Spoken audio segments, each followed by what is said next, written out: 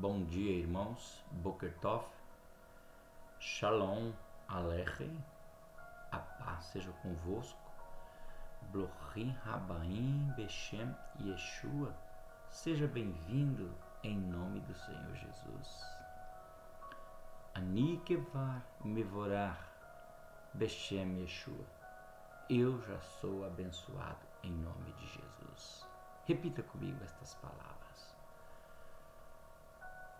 Meu nome é Ravi Talmid Kaf. Estou aqui para mais uma parashat da Palavra de Deus, direto do coração do Eterno para o teu coração. Eu gostaria que você viesse comigo nesta meditação das Escrituras e já preparasse para o final os elementos: chave do lar, documento, peça de roupa e o copo com água. Eu ainda creio em milagre. E todos os dias eu faço essa oração 3 vezes. E oro para o milagre, para a unção nos elementos. Aquele que planta fé, ele colhe milagres. E eu planto fé para que eu e você colhamos milagre. Amado, eu gostaria que você que está comigo se inscrevesse no canal, deixasse o seu comentário, o seu like, para nós divulgarmos, propagarmos este evangelho. Graças a Deus estou tendo bastante visualizações no canal, bastante gostei, mas muito pouco pessoas que se inscreveram. Se inscreva no canal, nos ajuda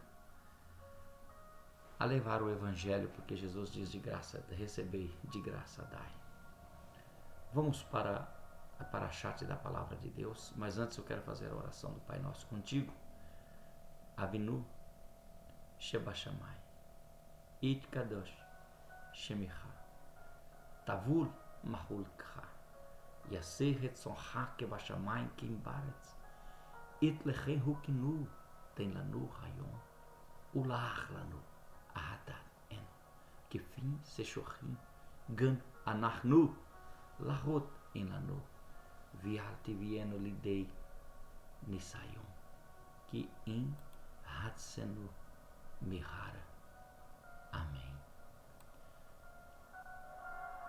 Pai nosso que estás nos céus, santificado seja o teu nome. Venha a nós o teu reino. Seja feita a tua vontade, assim na terra como no céu. O pão nosso de cada dia nos dá hoje. Perdoe as nossas dívidas, assim como nós perdoamos aos nossos devedores. Não nos induz à tentação, mas livra-nos do mal, pois teu é o reino, o poder e a glória para sempre. Amém. Amados, a minha Bíblia está aberta no livro de Gênesis, capítulo 2, versículo 20 a 25. Vamos ler esses versículos, 6 versículos, para nós meditarmos. E Adão pôs o nome a todo o gado e às aves do céu e a todo o meio animal. Mas para o homem não se achava disjuntora que estivesse como diante dele. Então o Senhor fez cair um sono pesado sobre Adão, e este adormeceu, e tomou uma das costelas e cerrou a carne em seu lugar. E da costela que o Senhor Deus tomou do homem, formou uma mulher, e trouxe a Adão. E disse a Adão: esta é agora osso dos meus ossos e carne da minha carne. Esta será chamada varoa, porquanto do varão foi tomada. Porquanto deixará o pai, o varão, o pai e a mãe, e unir-se-á a mulher, e ambos serão uma só carne. E ambos estavam nus, o homem e a sua mulher, e não se envergonhavam. Palavra parashat tremendo da palavra de Deus, que nós vamos meditar nesta manhã. Por que a mulher veio da costela? É uma pergunta que muitos se fazem. E agora de manhã é uma mensagem, uma parashat, e à noite, à tarde, às 15 horas, é um estudo completo sobre esse tema. Foi costela ou foi outra parte do corpo? Não percam. Amados, devemos procurar sempre buscar o fabuloso recurso da interpretação bíblica, que é fazer perguntas para o texto, perguntas sobre o texto. Isso ajuda a ir mais fundo e meditarmos mais na riqueza da palavra de Deus. Talvez você se tenha perguntado, gostaria de saber se é possível entender dentro da Bíblia o porquê de a mulher ter saído da costela de Adão e não de outra parte do seu corpo. Existe alguma explicação plausível, lógica para isso? Eu te digo, sim, existe. Célula tronco, célula mãe. Elas são células jovens que apresentam uma capacidade de autorrenovação e de originar todas as células do sangue. Geram células filhas, idênticas em forma e função de si próprias. Além disso, as recentes pesquisas mostram que a possibilidade de a célula tronco regenerar outros órgãos e tecidos não pertencentes ao sistema sanguíneo, podendo se referir a osso, costela. O autor de Gênesis não pretende explicar muito porquês das formas como Deus fez e nem significado de cada ação do texto. Para alguns isso basta. Porém, o estudante curioso começa a se perguntar: por que costela? Por que o homem precisou dormir? E milhares de outras perguntas que vêm à mente do estudante, do filósofo. Filósofo é aquele que pensa, a filosofia é a maneira de pensar, de entender. E nós vamos aqui tecer algumas vertentes da palavra de Deus em 3 divisões deste parashat. Primeira é, quando Deus resolve criar a mulher, observamos nela muitos detalhes. Inicialmente conseguimos observar a natureza descritiva do texto, ou seja, ele tem como intenção principal mostrar que Deus é o Criador da mulher e que ela vem de uma parte do homem. 21 e 22 diz: então o Senhor fez cair um sono pesado sobre Adão, e este adormeceu, e tomou uma das suas costelas, cerrou a carne em seu lugar. E da costela que o Senhor Deus tomou do homem, formou uma mulher e trouxe a Adão. Motivo científico.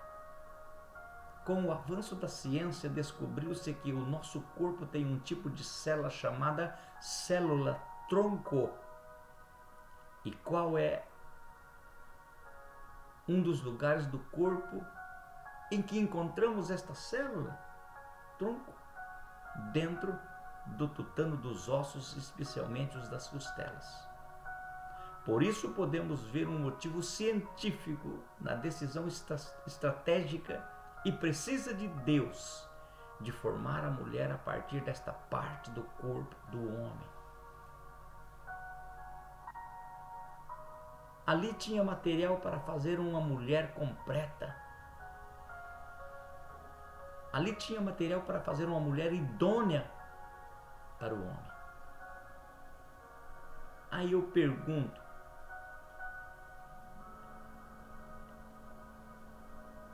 a mulher saiu da costela do homem, já que saiu da célula tronco, ou do lado do homem? Amados, o fato da mulher sair da costela do homem ela saiu completa e idônea do homem? Sim, claro. Isso não diminui o poder de Deus. Antes o coloca em um nível incrível, onde ele também usa material junto ao sobrenatural. Como Adão foi formado pelas mãos de Deus, Eva foi formada pelas mãos de Deus. Adão foi criado, Eva foi modificada. Esse motivo não exclui o motivo científico acima para alguns. Ele o cumprimenta. E nesse motivo filosófico, os que pensam nesse motivo refletem que Deus tirou uma parte que fica do lado do homem e fez a mulher. Por isso a mulher não deve estar à frente do homem tomando decisões e nem atrás do homem sem saber o que faz, mas sim do lado do homem lhe auxiliando. Versículo 18. E disse o Senhor Deus: não é bom que o homem esteja só, far-lhe-ei uma adjuntora, auxiliadora, que esteja diante dele. Há muitas pessoas que dizem que o homem é a cabeça e a mulher é cauda. Não. Cauda é rabo de vaca. Cauda é rabo de cavalo, de burro. A mulher é o pescoço do homem. Se ele é a cabeça, ela tem que estar diante dele. Quando o pescoço quer pender, ela segura. Esse é o propósito que Deus criou para a mulher. E como o homem recebe a mulher? A mulher então não está nem acima, nem embaixo, nem atrás, mas do lado. O homem diz algo bem interessante sobre Eva. 23. E disse a Adão: esta é agora osso dos meus ossos, carne da minha carne.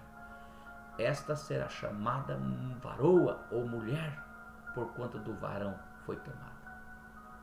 Note a forma carinhosa, a forma amorosa e contemplativa do homem para com a mulher, feita de uma parte de seu lado. Temos de fato a visão de alguém que contemplava uma parceira totalmente idônea, totalmente igual a ele. Por fim, como disse acima, esse é um exercício apenas contemplativo. O texto, de forma direta, não pretende dar todas as respostas, mas a parte A do versículo, quando Adão diz: essa é agora ossos dos meus ossos e carne da minha carne, ele está dizendo: é parte do meu corpo que eu devia cuidá-la como cuidasse do meu corpo. Não significa que foi criada uma outra Eva antes, ou uma tal Lilith, como muitos rabinos judaicos dizem. Mas sim, Adão está dizendo que antes era apenas uma célula tronco e agora é um corpo, uma mulher. No momento, é fascinante pensar como Deus fez as coisas de forma tão incrível e grandiosa. Como Ele encaixou cada parte no todo na sua criação, como Ele trabalha naturalmente e sobrenatural, de forma harmoniosa para os abençoar, já que o poder do Eterno não tem limite. Amados, é algo às vezes que passa desapercebido de nós, os detalhes de como Deus fez a nossa cara metade. Quando Adão diz: portanto deixará o homem pai e mãe e se unirá à mulher, ambos serão uma só carne. A palavra unirá ali é uma palavra traduzida como vulcanizar, grudar de novo o que foi separado, mas de maneiras diferentes. Antes estava grudado dentro de um mesmo corpo unitário, agora são dois corpos grudados dentro de uma brit, uma aliança espiritual. O homem e a mulher foi unido não agora pela carne, mas foi unido pelo Espírito de Deus, pelo Todo-Poderoso. E o que ajuntou Deus, não separe o homem. Esta é a promessa. Esse é o mandamento de Adão, o nosso pai na criação, e de Jesus, quando diz: no princípio não foi assim. Porque o que ajuntou Deus não desvulcaniza, não separa o homem. Você já tentou pegar um pedaço de pneu que foi vulcanizado? O que é vulcanizar, pastor? Quando você tem um pneu, você sofre um acidente de carro, e aquele pneu é novinho e ele bate do lado, ele corta e não tem mais conserto? Tem sim, mas tem que vulcanizar. Ele passa por um processo de mais de 340 graus. As duas partes viram uma só. Coloca ali uma parte e as duas viram uma.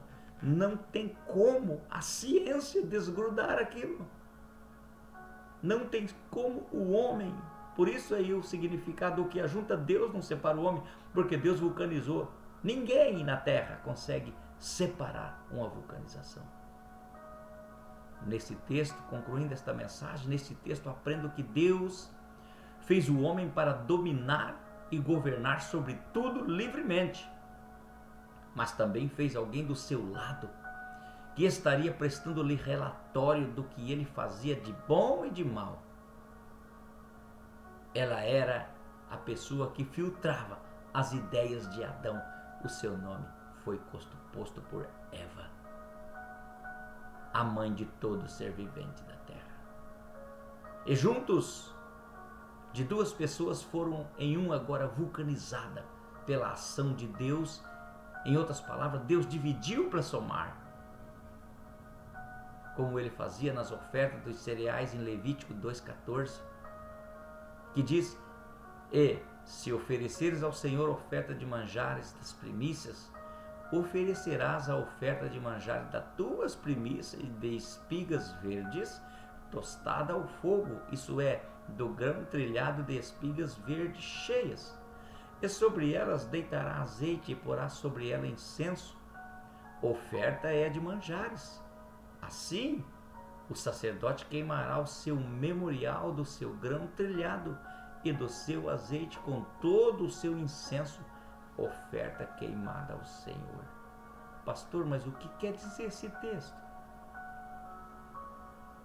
Com essas exigências, Deus incentivava cada tribo das 12 tribos de Israel, ou das 11 tribos, porque um era os levitas, a desempenhar mais do que a outra.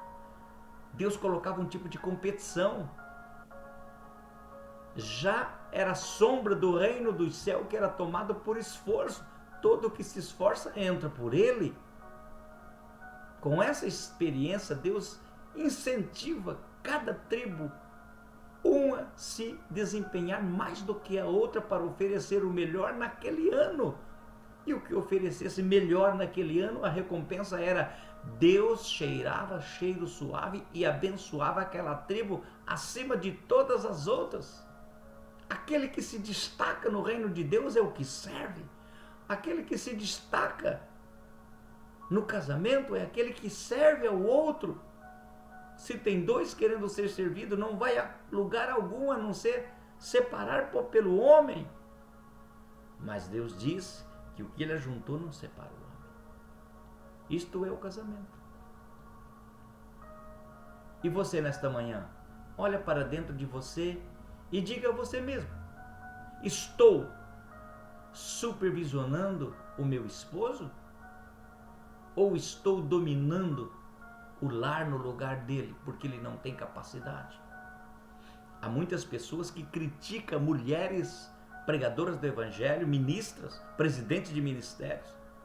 Eu não critico, porque se o homem não tem capacidade, Deus levanta até das pedras filhos a Abraão.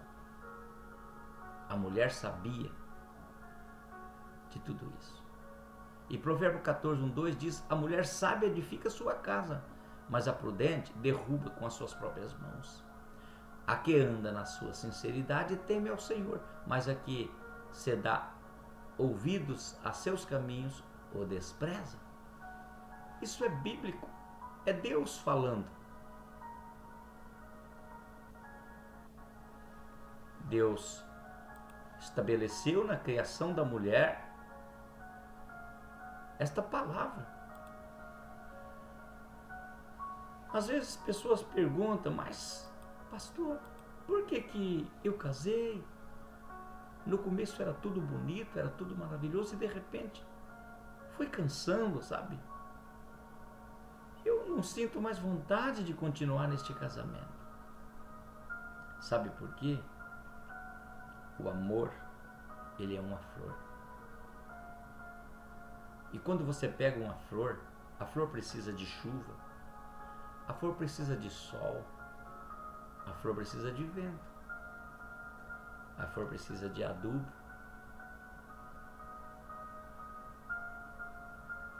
a flor precisa que, além disso, da poda, a flor precisa que tire os pulgão dela, a flor precisa que coloque uma estaca no caule dela para se firmar, para que você tenha uma árvore que cresça grande e amanhã ou depois venham as aves do céu e se aninha nela, como diz as Escrituras. O casamento é como a semente de mostarda também. Ela começa pequena, com um gostar, mas ela não continua pequena. Ela sofre mudanças transcendentais e eternas.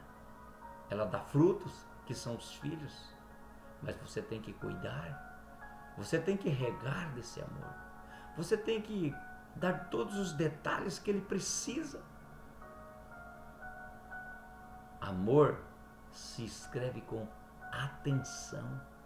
Você tem prestado atenção no teu próximo, da tua mulher? Ou mulher, você tem prestado atenção no teu esposo? Você tem notado cada detalhe dele?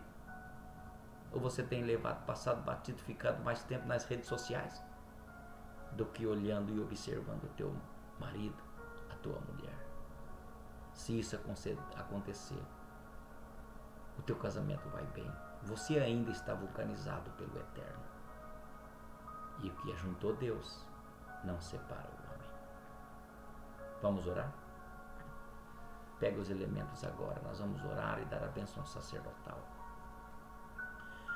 Senhor meu Deus, maravilhoso Pai, acabamos de ler a Tua palavra, acabamos de meditar nesta paraxá desta manhã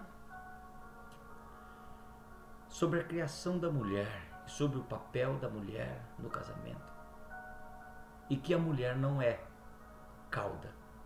A mulher não foi feita para andar atrás, nem na nossa frente, mas do nosso lado. E, se possível, o nosso lado direito. O lado direito é o secretário. O lado direito é o tesoureiro. O lado direito é aquele que te ama.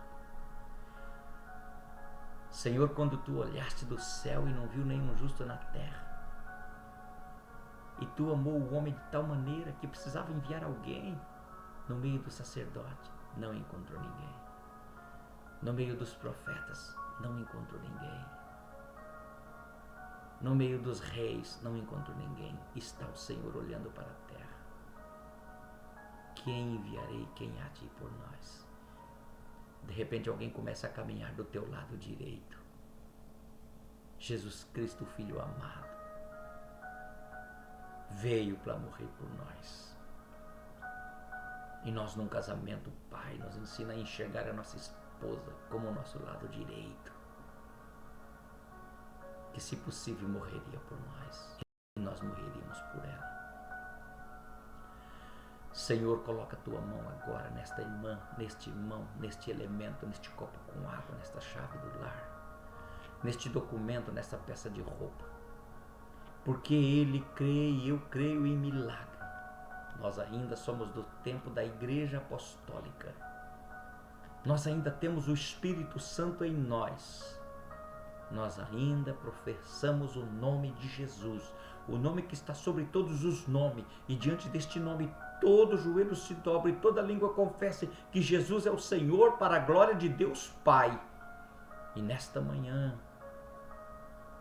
eu suplico a Ti, Pai, coloca a unção do Teu Espírito nesta água, nesta chave do lar, neste documento, nesta peça de roupa, e a pessoa, ao fazer uso desses elementos, ele recebe uma descarga elétrica do Teu Espírito, recebe a cura, receba o milagre. Oh, aleluia, em nome de Jesus eu creio, Pai, pois sinto a presença do Teu Espírito aqui, e indo até esses elementos na casa deste homem, desta mulher que ora comigo agora, nesta manhã. Meu Deus, eu acredito em milagres, eu creio na vitória, em nome do Senhor Jesus Cristo. Amém. Meu amado, minha amada, pode fazer uso desta água, desta roupa, desta chave do lar, deste documento. Você já é abençoado. Eu gostaria de dizer a bênção apostólica para você completa, a bênção apostólica que está em número 6:24, Rabracahoan Kohani, bênção sacerdotal, e a bênção da família em Deuteronômio 9:7-9, que é assim. Levante sua mão. Yevarechecha Adonai veishmerecha, que o Senhor te abençoe e te guarde. Yer Adonai panavelecha vechunecha, que o Senhor resplandeça o seu rosto sobre ti e tenha misericórdia de ti. Yasá Adonai panavelecha, que o Senhor sobre ti levanta o rosto. Viasen lecha shalom, e te dê a paz. Eihas do alecha lealfei dohot, que as bênçãos se derramem até 1000 gerações. Mispartecha viladecha duotecha achalecha, na família, nos teus filhos e nos filhos dos teus filhos. Ruhov telef lefalecha lisidecha achalecha misvivecha. Sua presença te acompanhe por detrás, por diante, ao teu lado. Delibecha ruitzha baboker uvaeret bezetecha. Em ti e contigo e por ti, de dia, de noite, tua entrada e saída. Uvoecha se proteja, bioshecha ruitzha. Em teu riso, em teu choro, é contigo, é por ti. Tenha um bom dia, em nome do Senhor Jesus.